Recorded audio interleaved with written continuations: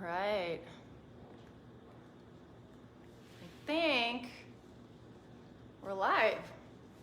All right. Hi, everyone.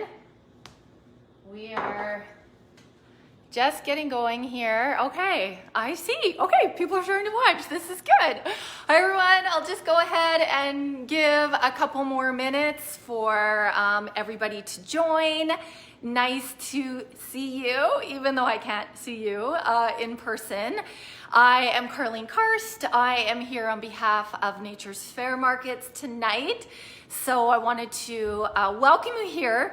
Normally, I would be traveling to the Nature's Fair Markets in the beautiful Okanagan or here out in the West Coast. But for now, we're just going to have to continue doing some of these online events through Facebook and through Instagram. So if I have not met you in person, it's wonderful to see you on here.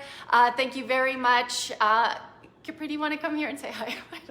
This is the thing when you do videos at home, then your kids want to come. Okay, Capri wants to say hi. Emma, my name is Chibi. Oh, this is my daughter. She's 6 years old, and like I said, when you do events from home, this is what you get. Is you get the family kind of joining in. So bear with me. I wanted to thank you guys though for being here tonight, and thank Nature's Fair for asking me to be part of their Heart Health Month, which is what we're focusing on tonight. No, okay, shh. No more asking. Sorry. Okay, no. No, you can't have that right now. No. She got Valentine's treats at school today, and she's already had multiple, so she's asking. We're talking about no, stop bugging mom. Go find the boys. Capri, seriously, stop. No. So we're so funny. We're talking about heart health, and there she comes in with the candies, of course, that she got from school. So thank you to Nature's Fair, and I also wanted to say thank you to our friends over at Whole Earth and Sea and Natural Factors for Capri. Hold on one second.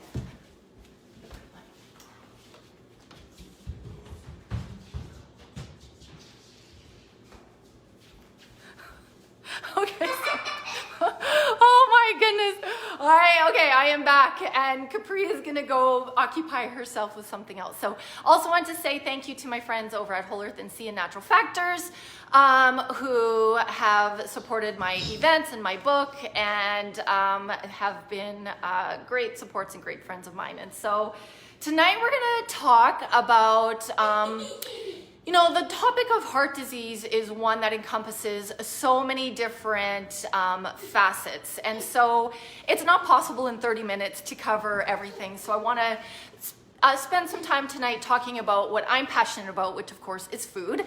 And I'll explain a little bit about why you should all be passionate about food and what you put in your diet and in your body every single day and how it impacts our heart health and of course other things like our digestion and our gut health and our microbiome.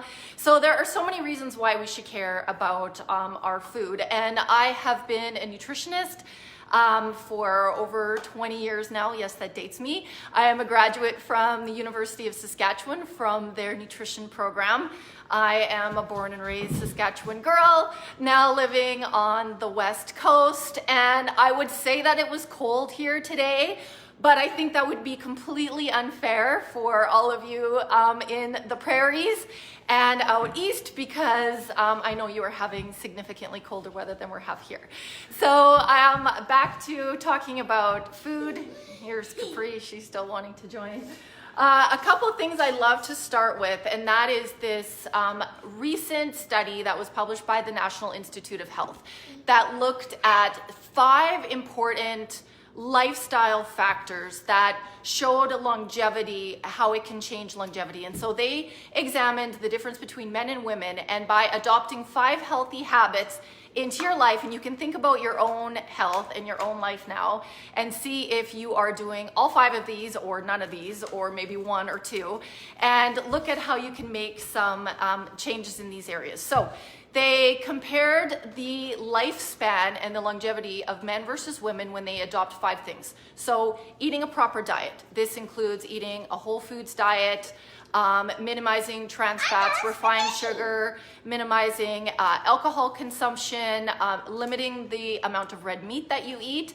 So really focusing on a whole foods, plant-based diet, which of course we know to be so important. We'll talk a little bit more about that. As you can see, I've got set up here. Also implementing 3 times a week exercise, like I said, moderate alcohol consumption, and reducing stress. So these 5 different, okay, Capri, seriously. So these 5 different factors showed to be so important. And when at the age of 50, when women adopted these 5 different factors into their lifestyle, it increased their lifespan by 10 years.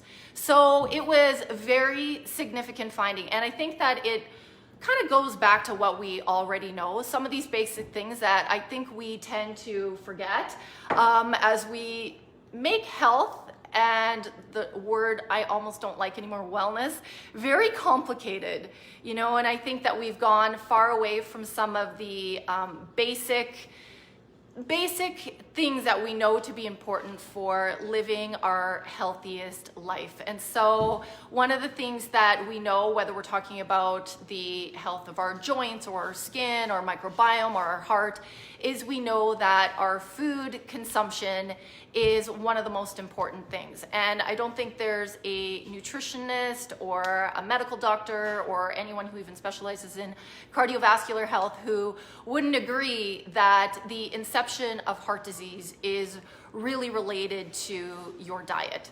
And so you can take a look at, are you eating a lot of processed foods? Are you eating a lot of processed meats? Are you drinking too much alcohol? Are you consuming too much sugar? When was the last time you ate something whole and fresh and real? If you take a look at all of those things, then definitely over time you will increase your risk of developing a cardiovascular disease.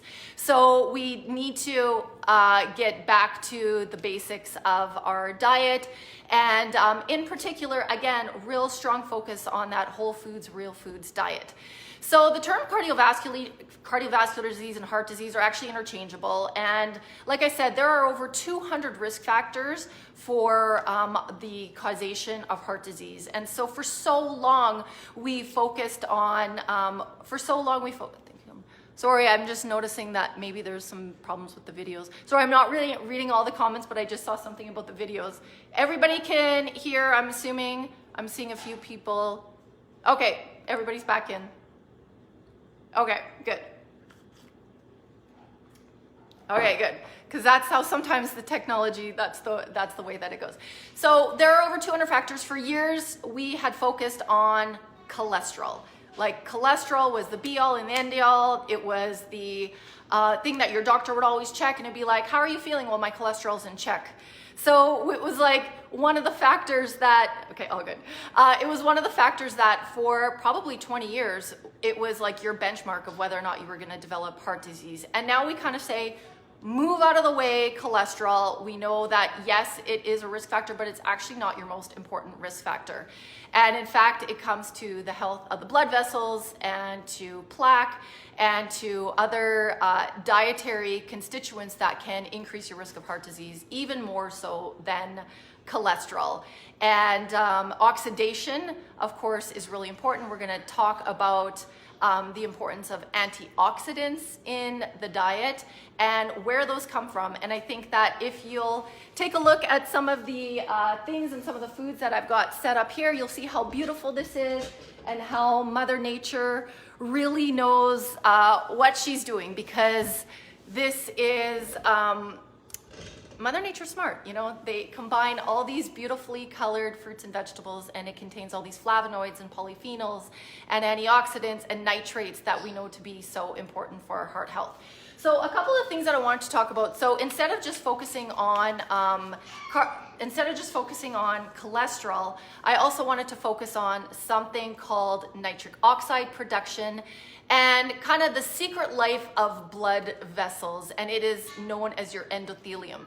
So I'm not sure if you've heard of your endothelium before, but it's this special lining that protects your blood vessels, and it is probably the most important factor. So we can talk about high blood pressure, we can talk about cholesterol, but if you protect and preserve your endothelial lining, this will actually prevent you from getting heart disease. So there's a number of things that can help protect your endothelial lining, and one of them is something called nitric oxide. How many of you have heard of nitric oxide? Thumbs up, hearts. Yeah. Okay, so it's a special molecule, it's a special gas that actually your blood vessels will and can produce, your endothelial lining can produce. And it can be affected by your diet. It can also be affected by exercise. So the more you exercise, the more nitric oxide will naturally get produced from your endothelial lining. And it does a number of different things. One of the most important things that it does is protects against plaques from forming along your endothelial lining, which will make it smooth. And so having a smooth endothelial lining is extremely important. So we want it smooth like Teflon. We don't want it to be sticky. We don't want it to be like Velcro. We don't want plaques and things to be sticking along that blood vessel lining. So we want it to be completely smooth, and nitric oxide helps with that. The second thing that it does that's really important is it helps with vasodilation. So it's what's open up your blood vessels and all of your microcirculation, and it allows your oxygen and your blood to run smoothly through your body. So for example, if you're walking up and down the stairs, it's nitric oxide that will help your blood vessels to open up and to dilate. And so that's extremely important, and it's something that we want to protect and preserve. So helping with the overall health of the endothelial lining through producing nitric oxide in the body is really important.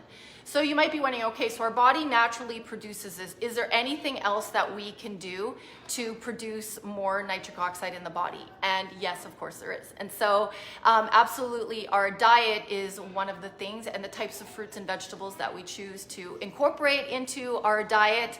One of the most important things are these dark leafy vegetables, which if you read any of kind of the new science and new recommendations on diet for heart health, they'll talk a lot about plants in general. So let's talk about what constitutes a plant, because I think we often think, oh, it's just vegetables or it's just fruit. But really, it's a combination of whole grains, oats, legumes, such as chickpeas, lentils, beans, etc. Fruits and vegetables, nuts and seeds like hemp seeds and chia seeds, flax seeds are fantastic. All the different nuts, almonds, cashews, all of these different food constitute plants. So what we're trying to aim for is about 30 different plants per week. 30 different. Because as much as it's important to have plants in the diet, you also want to make sure that you have a variety, because when you have a variety of these different plant foods, it will help increase the type of flavonoids and the type of nutrients that can help to support nitric oxide production in the body. And in conjunction with that, of course, it also helps with the microbiome and with our gut health. So think about your day today and whether or not you ate breakfast this morning, and if you did, what you had. Then think about how long you left in between breakfast and lunch, what you were eating, if you were eating any snacks, and think about how many plants did you eat today. So just do a quick mental note of that. Whole grains, oats, fruits, vegetables, legumes, including lentils, chickpeas, beans, nuts and seeds, fruit and veg, of course. So I know for me, I had 11 different plants today. And I would say that today maybe even wasn't one of my best eating days. I think I got too busy, and my kids had dentist appointments, and it was like a lot of running around. So I don't think today was one of my best days, but I still, even just from doing a smoothie and a leftover soup at lunch and some snacks in between, and then my dinner, I ended up with about 11 different plants today in my diet. So that diversity and that variety is going to be incredibly important if I look at the summation of my week. And so remember, it's not just one food that's going to make or break your diet. It's kind of the summation. And I like to do week by week. And on Sundays, I always do like a bit of a mental check with my food, with my exercise. Some weeks are better than others for sure. It depends on scheduling, and you guys know how it goes, all these different things. But it's not one day, so it's not what did I do or eat on Wednesday that's gonna make the big difference. It's what did you do in the entirety of the week. And so kind of go week by week, taking a look and taking a mental note. If you're just getting started at this and you're looking at making dietary changes, especially incorporating more whole foods and more plants into your diet, write down a list. And so when you go to do your weekly shop on, maybe you do Saturdays or Sundays for your big weekly shop. I try to do one big shop a week and then a mid-week one where I pick up extra fruits and vegetables. Make a list of the ones that you have already eaten that week, and then try to do something different for the following week. So if this week you ate purple cabbage and you had golden beets, maybe next week you're gonna add green cabbage and red peppers or green peppers to your diet. If you always eat a particular type of red apple, maybe switch that and go over to green apples. Change it up. If you always eat apples, maybe try to switch to pears. It's quite simple to do, and I know it sounds simplistic, but when you really get into the practicality of it, it does require you to do a little bit of pre-planning and a little bit of thinking in terms of what else could I be adding into my diet to get some of these varieties of antioxidants and flavonoids and nutrients that we know are going to support overall gut health, heart health, and wellness. So think about your grocery list this weekend. If you're a creature of habit, try to change it up because that variety is going to do you a lot of good. So if we take a look here, I wanted to show you guys, I wanted to set this up because I always find with food, the visuals to be just such a great way. So I can sit here and tell you about beets and apples and oranges, but when you really see it, this is an example of what you could be bringing into your diet this week. And all of these different brightly colored fruits and vegetables here are going to be ways that we can increase nitric oxide production in our body because they're natural source of nitrates. Beets are probably one of the best sources of nitrates, and I'm going to show you how you can get more beets into your diet. But all of these beautiful colored fruits and vegetables, these blackberries and the radishes, the Swiss chard, the lettuce and the cabbage, strawberries, of course, are wonderful, and frozen, especially this time of year, depending on where you live, can be just as good of an option. So if you're not able to get fresh produce, go ahead and get frozen. For example, these were actually frozen beets that were spiralized. You can see them here. I had taken them out about an hour ago so that they could thaw, so you could see them. But frozen works just as well, and these spiralized frozen beets actually are amazing when added into a stir fry. So we know that beets and the beet root, so the actual root of it, contains a rich amount of nitrates, and that nitrates is going to help to increase nitric oxide production in the body, which is going to do a lot of good for the endothelial lining and helping to keep it smooth, helping to dilate those blood vessels. And remember, if your endothelium is damaged, that is going to be the development of heart disease. So what we want to do is really protect and preserve that lining. It has its own life in our blood vessels, and there's so many different things that we can do to do that. Okay, so a couple of things. Smoothies, of course, are a great way to increase your consumption of some of these antioxidants into your diet. One of the products that is brand new, which if you have shopped at Nature's Fair before, is something by Whole Earth and Sea called Beats Me. This is a superfood powder. It's a power mixer. It's absolutely delicious. It's a combination of fermented beets, acai, black currants, and blueberries. And it's been made into this powder. So the beets are actually harvested. This is a local product. The beets are actually harvested at their peak, and then they're fermented, which of course we know fermented fruits and vegetables to be really good for also our digestion. So you can see how beautiful this is here. What I like to do with this is you can definitely add this to your smoothies in the morning. I love to just drink it mixed in with water. So I usually just take, and even the kids really like this. So I usually just take a scoop of Beats Me powder and I simply add it into the water. It mixes very well, and the taste of it is absolutely delicious. So I'll show you how this Mix this here. And remember, 70% of your body is water or more. So we want to make sure that we are staying as hydrated as we can. And I know in the winter months that can be really hard because we might not feel as thirsty because of the cold. So this is also a great way to ensure that you're drinking more fluids, drinking more water, and it tastes absolutely fantastic. So when you see that dark, rich color, don't you just, I don't know, I right away think about healthy heart because all that red, vibrant flavonoid from the beets is so good for you. And again, this is loaded with nitrates. So you're gonna increase your blood flow, you're gonna increase your nitric oxide production in your body. So this is one of the best things that you can do for your cardiovascular health and will go a long way to supporting nitric oxide production. So this can also be added to, this tastes so good. It's delicious. So the beets meat powder can also be added to your smoothies. You can mix it in with energy balls, put it into your oatmeal. You can sprinkle it on popcorn. It tastes delicious. It's lightly sweetened with stevia, so it's not sweet, and it's got just a really nice flavor.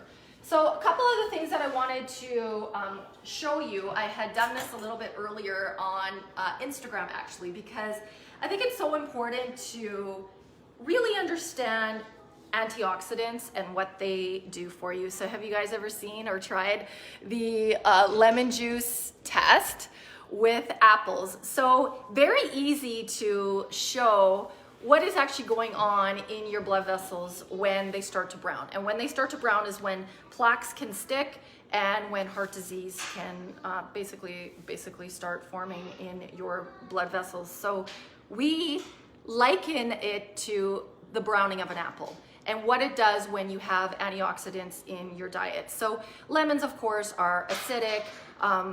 They have lots of vitamin C in them. So think about when you eat these antioxidant-rich foods, it's preventing the browning. And when you're preventing the browning in the blood vessels, you're actually gonna prevent plaques from forming and from things sticking. So remember we talked about the importance of keeping the endothelium lining very smooth. That's essentially what these antioxidants are doing. So about 10 minutes ago, I cut open this apple. So this side, I don't know if you can see that. This side, do you see the apple, Capri? This side, I did not squeeze the lemon on. So you can see it's starting to brown. Now, of course, apples have so many other benefits. They're full of fiber, they're full of pectin.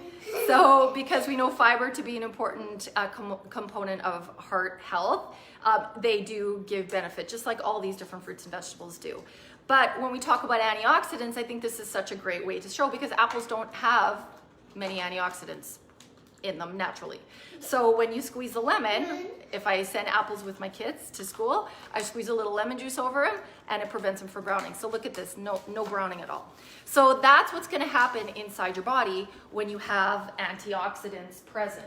So also think about what are you eating each day that will be contributing antioxidants to your diet because that will overall help with heart health. So again, pretty much all of these fruits and vegetables that I have here combine both the nitrates and the flavonoids and the antioxidants, showing how incredibly smart Mother Nature is in being able to give us all these benefits in one.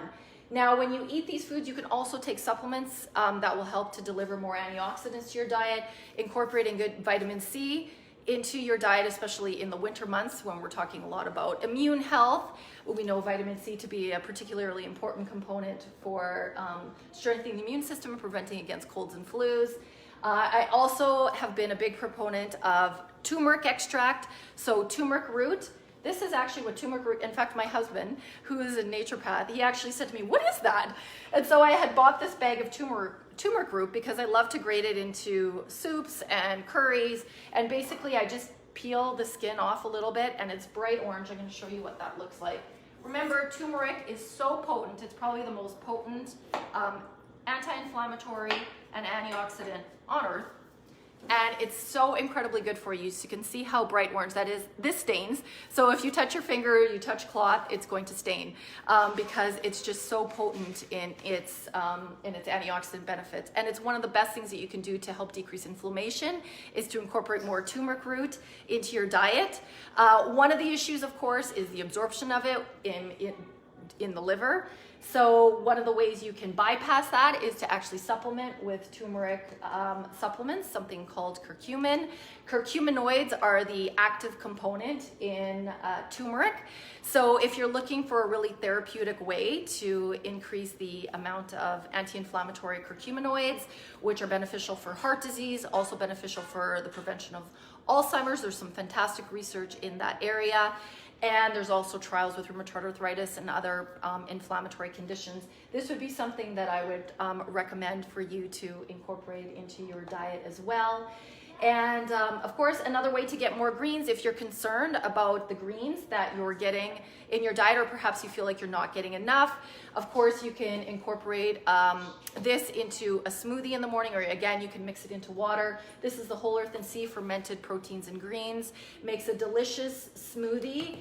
And again, every time you eat lunch, breakfast, dinner, snacks, make sure you're having an abundance of these brightly colored fruits and vegetables to help support your heart health. So this is what I wanted to chat with you guys about tonight. Also mentioned, I forgot to talk about the seeds. I just mentioned it a little bit earlier, but of course, hemp and chia seeds and ground flax are also great ways to get more of these beneficial nutrients into the diet, especially proteins and plant-based omega-3 fatty acids and fiber. They're also very beneficial at supporting the microbiome and your gut health. So super simple to incorporate into your diet, easy to add to smoothies and energy balls. Into any baked goods they can be incorporated into. So really versatile and really easy to incorporate. One of the other things I forgot, watermelon. One of the reasons I have this here is watermelon contains something called citrulline, which is a precursor for nitric oxide production. So this is another way to help your body to produce more nitric oxide naturally, is to incorporate these richly colored fruits such as watermelon, which contains something called citrulline. So arginine and citrulline are the two amino acids that will help to also naturally produce nitric acid in your body. So are there any questions that you might have? I'm going to take a look at some of the comments. Maybe Nature's Fair could let me know if there's anything in particular. Which is healthier for you, fresh ground flax seeds or flax meal? So they're both beneficial for you. If you have a coffee grinder that you're able to take the full flax seeds and grind them, you can do that way. And of course, fresh is always the best. But one of the best ways to preserve your ground flax seeds is, of course, keep them in the refrigerator.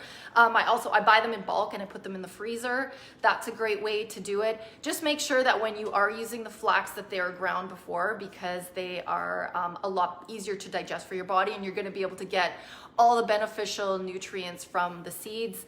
When the seed is not being cracked or ground, it's very tough to digest, and they basically just act like a fiber for your body, which of course is good as well. But in order to get all those benefits like the lignans and the protein and the omega-3s, you want to make sure that the seeds have actually been ground.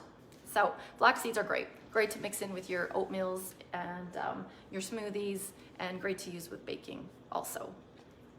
All right, so also next week, I'm gonna be continuing this because we find that if we keep these segments a little bit shorter, it keeps your interest, and we just kind of wanna make sure that we're not overloading the information. But next week, I'm gonna talk about the importance of fats and the different type of fats in our diet, which is one of my favorite areas.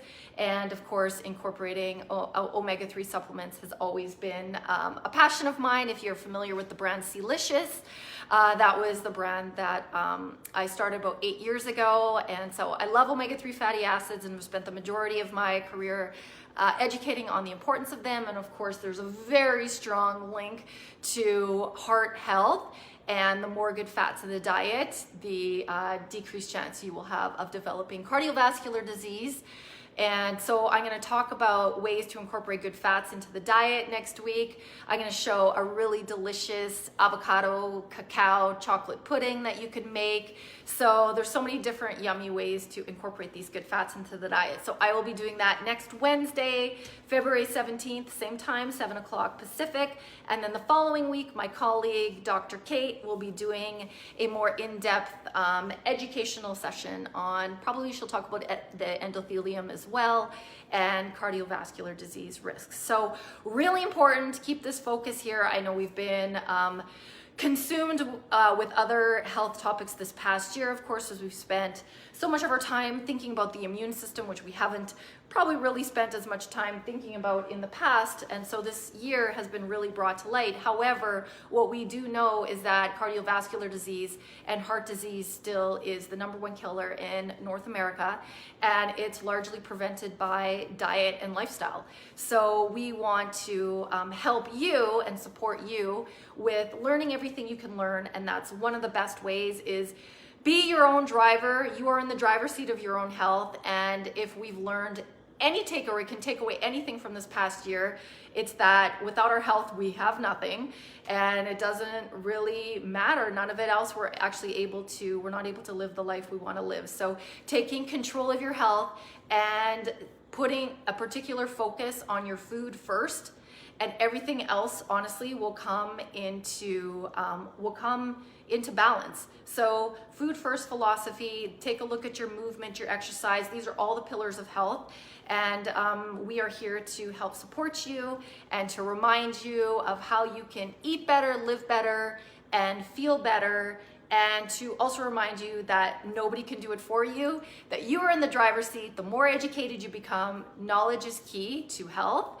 And I have always loved Nature's Fair's passion and commitment to educating you. Even in COVID times when we're not able to join together, they still are so committed and so passionate about finding ways to bring simple, practical, because that's what we want. We don't want to make it complicated. We want to make it very simple, very easy, very practical for you to incorporate some of these foods into your diet. And I hope tonight I gave you some ideas of different nitrate-rich foods, which will help your body produce nitric oxide. If you're gonna add anything or try anything new this month in February, I highly recommend you trying that Beats Me product. I think you're gonna absolutely love it. And you're gonna love the way you feel after you drink it.